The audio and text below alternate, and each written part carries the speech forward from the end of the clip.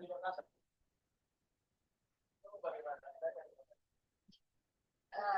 terima kasih. Religious moderation, and I wanted to get your insights. The topic feels so relevant today with all the conflicts we see in the news. Good afternoon, Sarah. Please, have a seat. I'm glad you're tackling this. Religious moderation isn't just an academic concept, it's a practical necessity in our diverse world. What specifically are you exploring in your paper? Well, I want to start with a definition. From what I've read, religious moderation means practicing one's faith without extremism, right? Like avoiding fanaticism and promoting tolerance. But how do we define it precisely? Is it the same across different religions? That's a great starting point. Religious moderation, or wasathiyah in Islamic terms, or similar concepts like the middle way in Buddhism, refers to a balanced approach to faith. It's about adhering to religious principles while respecting others' beliefs and avoiding actions that harm society. It's not about diluting one's faith, but interpreting it in a way that fosters peace and justice. For instance, in Christianity, it might draw from the Sermon on the Mount's emphasis on love and forgiveness. In Hinduism, it's akin to ahimsa, nonviolence. The key is context. Moderation isn't universal, it's shaped by cultural and historical factors. Interesting. So it's not just about being middle of the road, but actively engaging with one's religion in a harmonious way. Why do you think it's so important now? I mean, with rising populism and religious conflicts in places like the Middle East, or even here in the West, how does moderation help? Absolutely. In today's globalized world where people of different faiths interact daily, moderation prevents polarization. Look at history. Extremism has led to wars like the Crusades, or more recently, terrorist acts justified by twisted religious interpretations. Moderation counters that by encouraging dialogue. For example, interfaith initiatives like those promoted by the United Nations or organizations such as the Parliament of the World's Religions show how moderation builds bridges. It promotes social cohesion, reduces discrimination, and even boosts economic stability. Think about how religious tensions can disrupt trade or tourism in conflicted regions. That makes sense. In my research, I came across examples from Indonesia, where moderation beragama is a national policy. They emphasize Pancasila, the five principles that include belief in one God, but respect for all religions. How effective is that in practice? Indonesia is a fascinating case study. As the world's largest Muslim majority country with significant Christian, Hindu, Buddhist, and indigenous populations, they've institutionalized moderation through education and law. The Ministry of Religious Affairs runs programs teaching tolerance in schools, and groups like Nadlatul Ulama, a massive Islamic organization, advocate for moderate Islam. It's effective in many ways, reducing sectarian violence compared to the 1990s, but challenges remain, like radical groups influencing youth via social media. Moderation requires ongoing effort. It's not a one-time fix. Social media is a big issue. I've seen how algorithms amplify extreme views. How can individuals practice religious moderation in their daily lives, especially online? Excellent question. On a personal level, moderation starts with self-reflection. Question your interpretations. Are they based on core texts or biased sources? Engage in critical thinking. Read diverse commentaries. For example, if you're Muslim, study both conservative and progressive scholars like Tariq Ramadan. Online, practice digital literacy. Fact-check claims, avoid echo chambers, and respond to hate with reasoned dialogue, not anger. Remember the Quranic verse, "There is no compulsion in religion," 2.256. It embodies moderation by rejecting forced conversion. That's helpful. What about in education? As a student, I wonder how universities can promote this. Should there be mandatory courses on religious literacy? Universities play a pivotal role. Yes, integrating religious studies into curriculums fosters understanding, not just theology, but sociology of religion, where students analyze how faith intersects with politics and culture. For instance, case studies on the civil rights movement in the U.S., led by moderate Christian leaders like Martin Luther King Jr., who drew from nonviolent principles, or the Dalai Lama's advocacy for compassion in Buddhism amid Tibetan exile. Such education equips students to challenge stereotypes and build inclusive communities.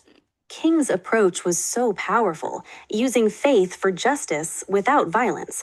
But what if moderation is seen as weakness? Some argue that being moderate means compromising core beliefs, especially in fundamentalist circles. That's a common critique. Moderation isn't compromise, it's wisdom. Extremists often label moderates as sellouts, but history shows otherwise. Take Gandhi's Satyagraha, Truth Force, which was moderate yet transformative, blending Hindu principles with universal ethics to end British rule nonviolently. Or in Judaism, the concept of tikkun olam, repairing the world, which encourages ethical action without aggression. Moderation strengthens faith by making it relevant and humane, not rigid and isolating. I see. Now, thinking globally, how does religious moderation address issues like gender equality or LGBTQ plus rights? Some religions have traditional views that clash with modern values. This is where moderation shines, or struggles. Moderate interpretations evolve with society while staying true to essentials. In Islam, scholars like Amina Wadud advocate for gender-inclusive readings of the Quran, leading all gender prayers. In Christianity, progressive denominations ordain LGBTQ plus clergy, interpreting scriptures through love rather than literalism. The challenge is balancing tradition and progress.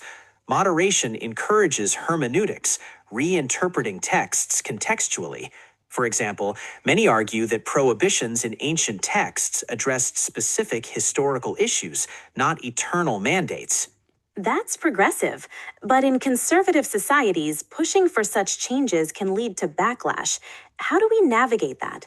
Through gradual grassroots efforts, build alliances. Interfaith women's groups, like those in the Middle East, dialogue on shared values like family and dignity. Education is key. Teach critical thinking early. Governments can support by protecting minority rights, as in Canada's multicultural policies. Remember, moderation is patient. Forced change often backfires. Speaking of governments, what role do they play? Should states enforce religious moderation, or is that overreach?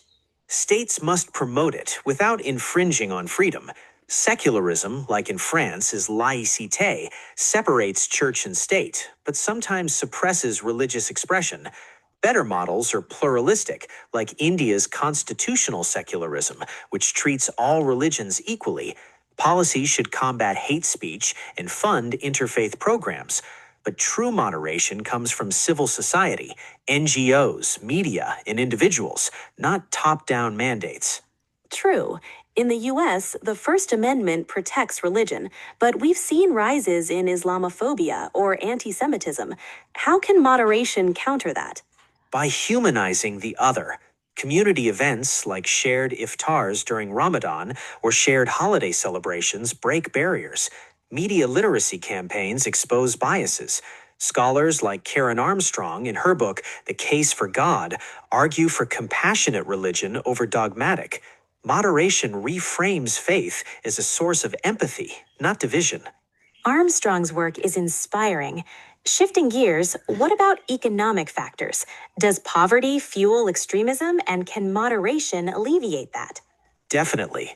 Extremism often thrives in inequality.